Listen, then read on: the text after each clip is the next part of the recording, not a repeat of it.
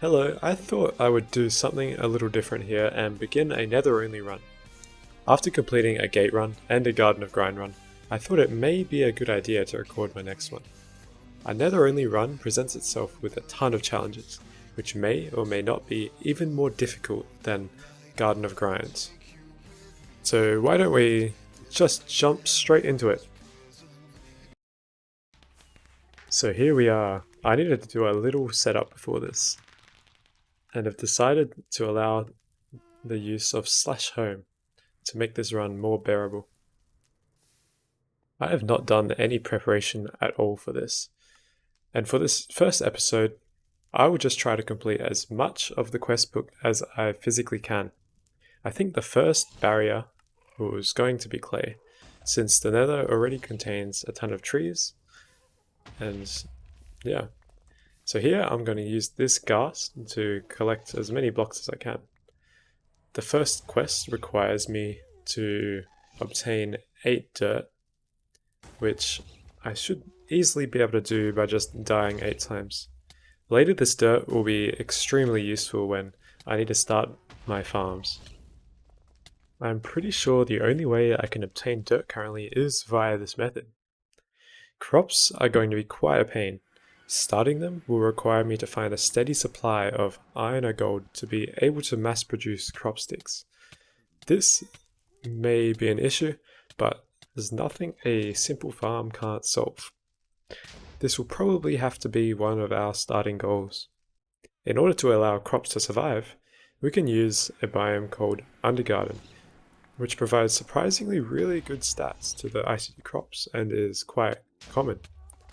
I know what you're all thinking. So ducks, how are you going to hydrate the crops? You can't place water.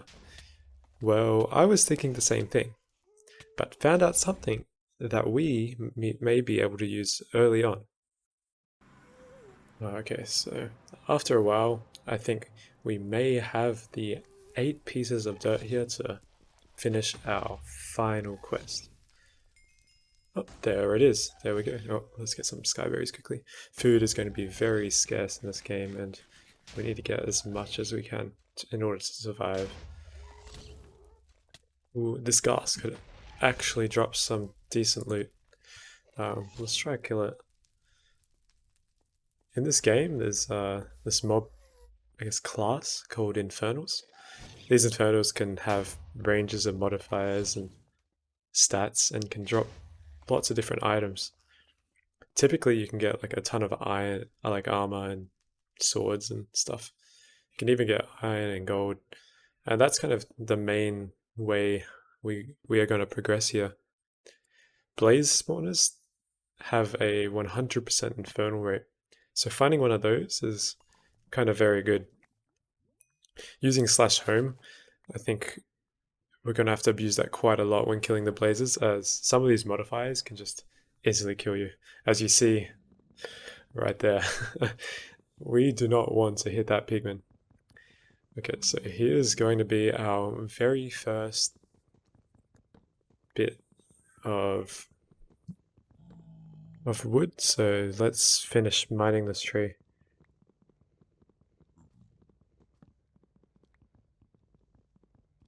This tree also seems to have fruit, which may be useful in the future. Oh, it seems to float. So, I wonder if they actually grow. That could be a fun mechanic to explore later on for our farming. Looking at our quests, it seems that we need to obtain cobblestone somehow. How may you wonder? A simple cobble generator using water and lava? Oh wait, we're in the Nether. I don't think that's possible. It seems that we may have to figure this out very soon. God, these bats are going to be so annoying. I've dealt enough with them having high warp. Okay, here's some gravel. We're going to need quite a bit of this to craft our first flint tools.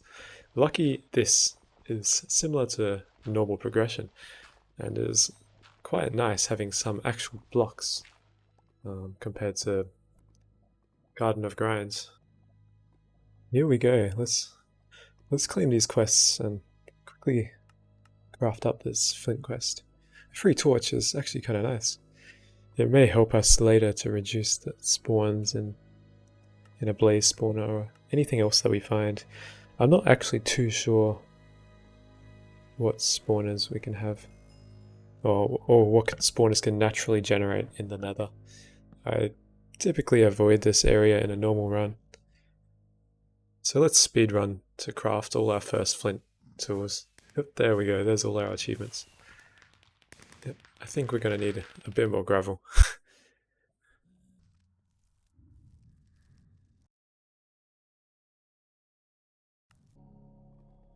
Yeah, perfect. Here we are. So I decided to settle underneath a nether fortress, as that is where all the blaze spawners will be. We will need those, not only for armor, but just for general loot. I decided to craft some just basic chests so we can start depositing our loot, and we can have a generally safe / home place. I've planted some trees out the front for a sustainable source of wood, and I've started just completing some of the basic quests and storing the coins for some potential coin store purchases that we may need later. Here you're about to watch me get completely obliterated by my daily suffering in the world of the Nether. Frustratingly, I have to keep typing /home in to return to my spawn. I tried some vanilla commands to set my spawn point, but if you guys know a way to set my spawn in a Nether, please let me know. And besides, I am making a bed after all. But we all know that beds and the Nether don't really associate. Out of nowhere comes this baby Gatling skeleton.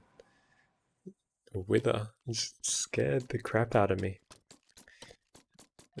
This makes it particularly hard to kind of explore these nether fortresses.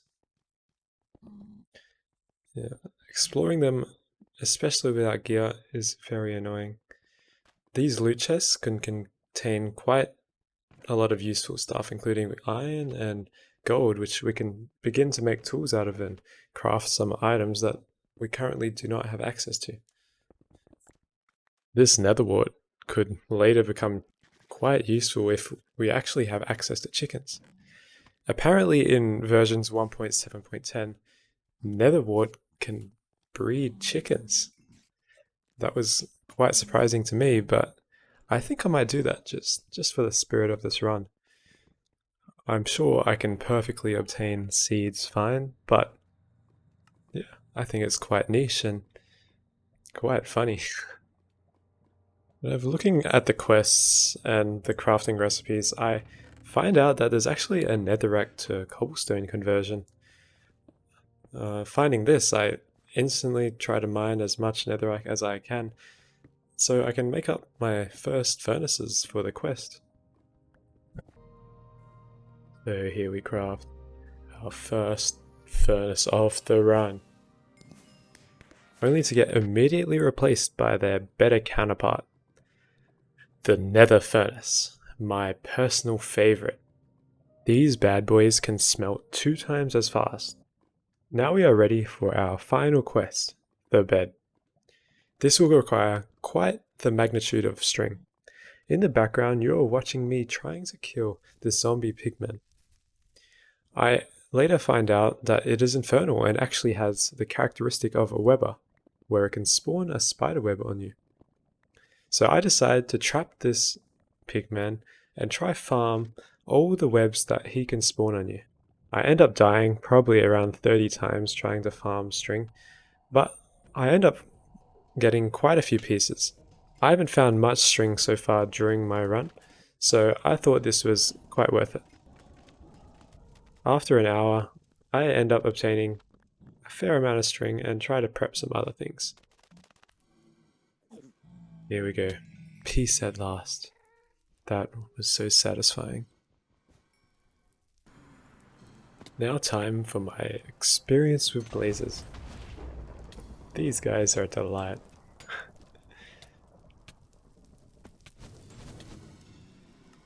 Nice.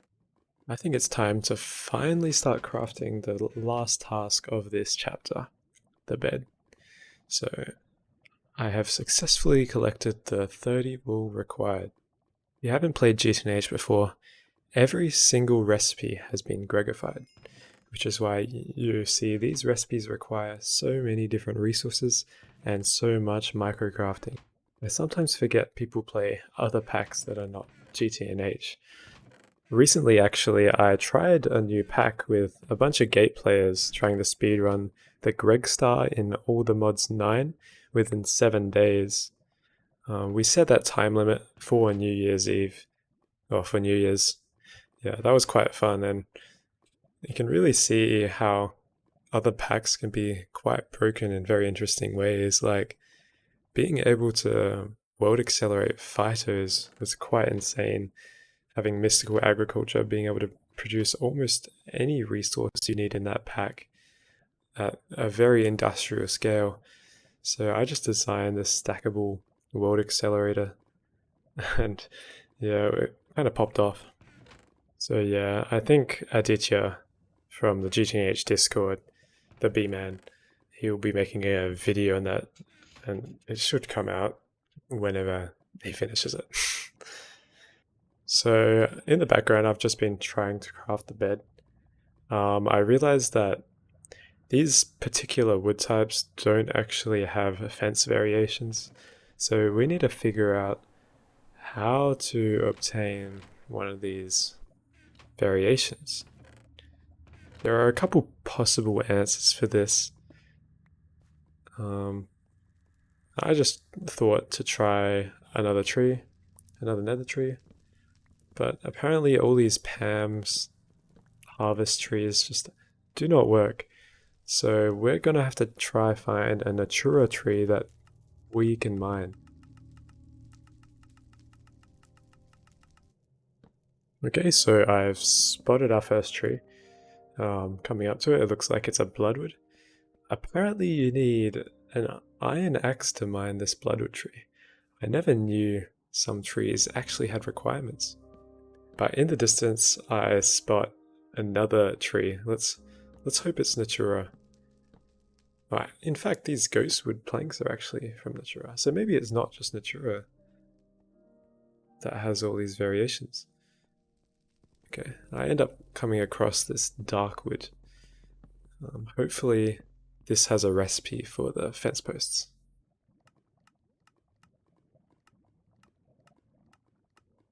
Yes, we are saved. It looks like it has a recipe. Oh, interesting. It seems like they need its own sticks.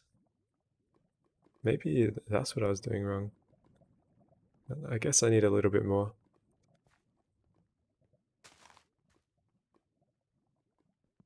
Here we go. A quick bone meal will do anything. So, of course my axe breaks. Time for the final microcrafting. So here's the final fence post. I can almost make the bed. I just need the soft mallet. And boom. A bed in, I must say, an hour and a half of playtime. I guess that's not too bad. Definitely could have been better if I planned out what I was doing. So here's the first chapter of GTNH complete, and I finally get access to my door. Cool, I think I'll end it here. I hope you guys enjoyed. This is really my first time learning how to edit properly. My previous tutorial wasn't that great for the bacterial vats, so yeah, I'm really trying to learn. I plan to try and do this somewhat regularly. And yeah, in the background, you're seeing me realize this huge clay barrier we're going to have to figure out next episode. Now looking over it, I think I've got some plans in place, and maybe, just maybe, that can be our target for next episode. Well, thank you, and goodbye.